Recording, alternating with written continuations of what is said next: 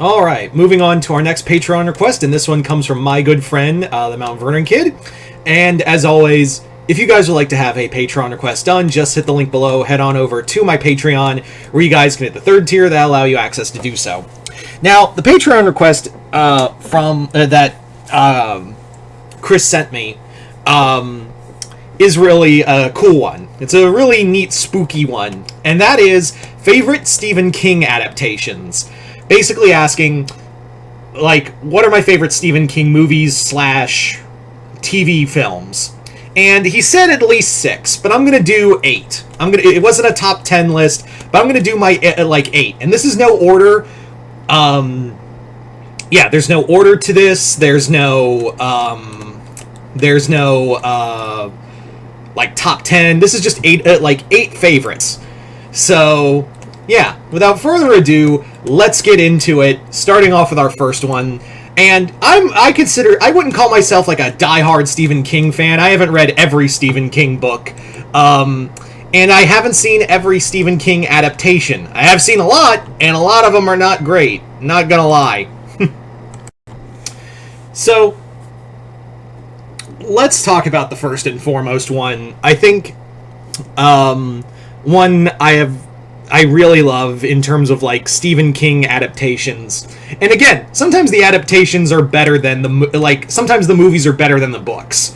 And I really love the book, but I really love this adaptation just a bit more. And that is Dr. Sleep. Dr. Sleep, directed by Mike Flanagan, is a masterpiece. It is a great drama / horror story. It's a great story about, like, recovery and trauma and everything else. I even like I even really love the extended cut of that movie. I like the book, don't get me wrong. I do like the book, but I think I like the movie just a bit more of just, like, the themes and whatnot and how it composes itself as a story. And I also, yes, I do get a little bit, I do just get a wee bit excited at the Shining references, which I think the movie did earn. I do think the movie earned having do I think they went heavy, they went hard on the just a bit too much on the references for The Shining? I do think they went just a bit too over the top, but at that point I feel like the movie earned it. I really do feel like the movie earned its ability to do those references and play with that. So I absolutely really love the film. I think it's awesome. I think it has great cinematography, and it's the film that definitely made me go, I am going to have to, like, look at like, I'm gonna, like, it's like that scene in Phantom Menace with Mike Flanagan. Good job. We will continue to watch your progress with the great interest. And now he's doing the next Exorcist movie, and that's the only reason I'm excited for the next Exorcist movie, is because he's doing it. He's doing the next 2. Yeah, so I'm excited for that. I'm excited for that, and I think Flanagan's also the only person I would trust with a Jaws sequel. Or, like, not a remake, but, like, a legit Jaws sequel. You know? Anyway, let's keep going. So our next one is Salem's Lot. Salem's Lot, the 2-part TV movie series, crushed into a 3-hour perspective, directed by Tobe Hooper, is awesome. Salem's Lot is also my favorite Stephen King book. And I actually watched the movie before I read the book. I actually saw the series before I read the book, and the book is now my favorite Stephen King novel. I really like just kind of the dark ambiance of it. I like the grindhouse feel to it in some cases. And there's just moments of just pure dread in that film that just make you go, ugh. I really like that. I really do enjoy that kind of level of horror it has. And I really do like... it is long. And that's why I was so fucking disappointed with the recent remake. I talked about it not too long ago, and I fucking hated it. And we also found out that, yeah, it was supposed to be 3 hours long, but they butchered it down to like an hour and a half, like under 2 hours. And I'm like... It shows. So, yeah. I really absolutely love that book and the adaptation. Which one I like more? That's hard to say. But anyway, let's move on to our next one. My next favorite adaptation of a Stephen King project is actually this one's going to be an oddball one because I think people are like, really, that one, really, and that one is The Graveyard Shift. The movie's not great. I'm not gonna lie. Graveyard Shift is not a great movie, but I like the creature effects, and Brad Dourif just being absolutely insane is fucking awesome. It's not great. I'm not gonna lie. It's not a great movie, but it is definitely a fun movie, at least for me. It's something you can kick back and enjoy in the background. But yeah. So the next one, our fourth one is going back to vampires. And this was actually based off of a short story that Stephen King did a while ago. And you can actually find this movie on YouTube if you're curious. That movie in question is The Night Flyer. The Night Flyer tells the story of a skeezy tabloid journalist who's on the trail of a serial killer who's been going around butchering people across small town airports before leaving in a plane. The killer turns out to be a vampire named Dwight Renfield, and it's a cool mystery horror story, and it really kind of shows the dark underbelly of tabloid and tabloid journalism, and it does have a fuck you kind of ending, but it feels justified. It actually reminds me a lot of a classic Tales from the Crypt kind of story. It really does feel like that. I love the pacing of it. I love just kind of how it's also super underrated. I will say that it is a super underrated story and something that I think people should give a look at. So if you're interested, go check out The Night Flyer. I'm not doing a lot of justice for it, but it's definitely a solid Stephen King's other vampire story. Yeah, so there you go. So we're halfway through my favorite Stephen King adaptations, or yeah, whatever the hell I'm gonna call this. My next one I always enjoy watching, and it's kind of in the background kind of watch. And that is the original Pet Sematary. That remake sucked, I'm just gonna say it. But the original one, I know some people bitch and moan and say oh, it's too boring, or, this and that. I personally am I like the pacing of it. Also, Fred Gwynne, Herman fucking Munster as Judd Crandall. Yeah, that's probably the best part. And you know, sometimes dead is better. Yeah, Fred Gwynne is perfect casting in that movie, and I really enjoy just kind of the kind of dark, unsettling nature of it. Is it perfect? No. And some people I can see where you're coming from when you say it's boring.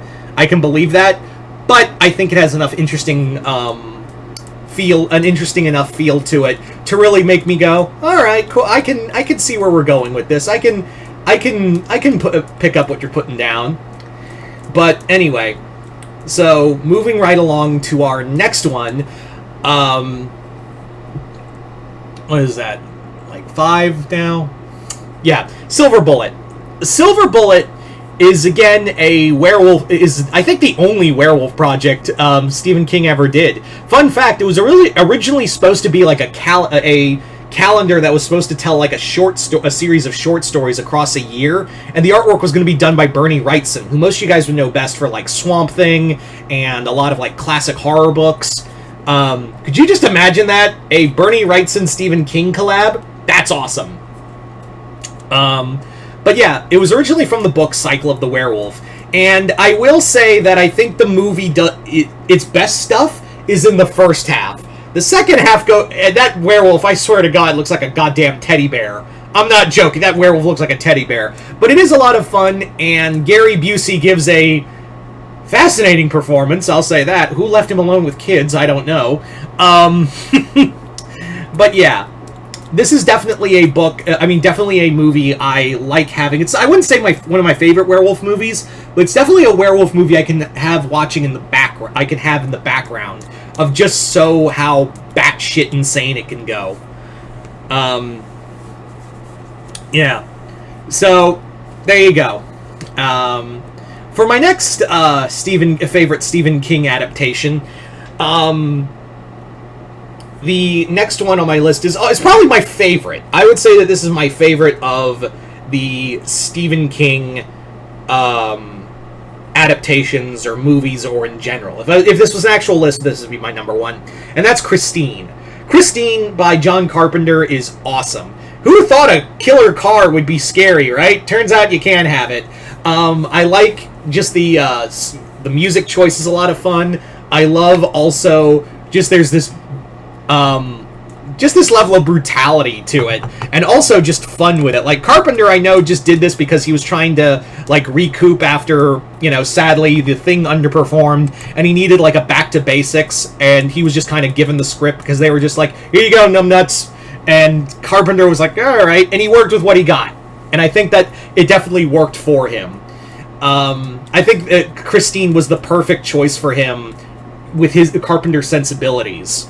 So, yeah, Christine is probably I could go on and on, but Christine is probably my favorite of... If I was to make this an actual list, I'd say Christine is probably my favorite of the Stephen King adaptations.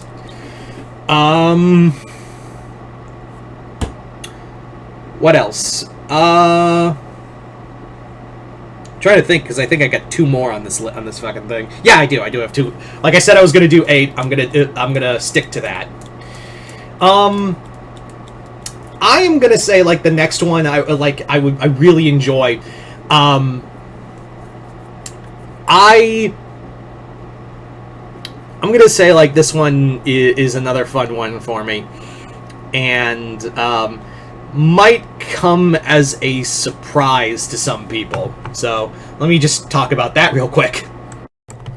And that is The Green Mile. What? King did movies outside of horror. I mean, books outside of horror. I'm allowed to... Chris did say, Stephen King adaptations. He didn't say just horror. So I'm taking that loophole. So yeah, The Green Mile is definitely another movie I really enjoy. I think it's Michael Clarke Duncan's best performance, R.I.P. And I also just love this kind of... There's this dark energy to it, but it's all told with this kind of sense of hope as well. So I really do enjoy that. I really do enjoy that this movie is hopeful. It does have a sad ending, I think we can all agree that, don't put me in the dog, boss, is going to make you just kill you hit you right in the feels. But yeah. So, The Green Mile was one I was thinking, yeah, why does it all have to be horror? He said Stephen King adaptations. He didn't say just horror. So, I was without a doubt going to have, let's have at least one of his non-horror books in here. So, The Green Mile. And finally, for, in terms of favorite Stephen King adaptations, The Mist. The Mist, I think we can all agree, if you've seen that ending and if you haven't already, go check out The Mist just for the ending alone, because that will make you go, wow. Wow. It's one of those punch you in the balls kind of endings. But I think it's great. It's like, King knows how to write Lovecraftian nightmares, sometimes obviously with Pennywise and whatnot, but there's just this sense of dread in this film, and I love the creature effects. I love just this kind of the tension of it, and it's also funny because Sam Witwer's in the movie too. The guy who would go on to play Starkiller and voice Darth Maul. It's kind of weird, going back to that movie. I was like, oh yeah, I forgot Witwer was in this film. This was early for him. Yeah. But no, The Mist is great. I absolutely adore it. So there you go, guys. Those are 8 of my favorite Stephen King adaptations. So, if you're wondering why I didn't put, like, Cujo, or It, or The Shining, I like those movies too, but I like them too, but I was keeping this list short, and everyone likes those movies. So I was like, I'm going to go the ones that I personally like, the ones I personally really enjoy, and maybe you haven't seen them before. I'd also recommend go checking out The Mangler, too. That's also a weird, fun one. It has Robert Englund in there as, like, a killer manager who's, like, feeding people to this sewing machine. It's a killer sewing machine. You just roll with it. It's Stephen King. Yeah. So yeah, you guys tell me in the comments below, what are some of your favorite Stephen King adaptations? Just comment below, let me know. Chris, thank you once again for this Patreon request. And like I said earlier, if you'd like to have a Patreon request done, just hit the link below, head on over to my Patreon, hit the 3rd tier. That'll allow you access to do so. But other than that, I hope you all enjoyed this. I'm Mr. Multiverse. I'll see you next time, Multiverse.